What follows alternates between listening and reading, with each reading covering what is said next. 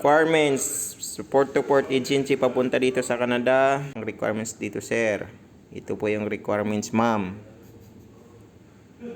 Kailangan may passport ka, current employment contract, yung resume mo. Tapos, basta maganda yung resume mo pagkagawa. National ID kung nasa Taiwan ka. Educational records mo. Dapat kompleto yan, ha. Marriage certificate kung may asawa ka, kung may kabit. Yun. ID mo, dapat ganun yung size, 35mm by 45mm. Tapos, pay stub mo, COE, kung nakagraduate ka ng ano. Yan. Birth certificate and vaccination card. And, siyempre yung bayad mo, 4,000 Canadian.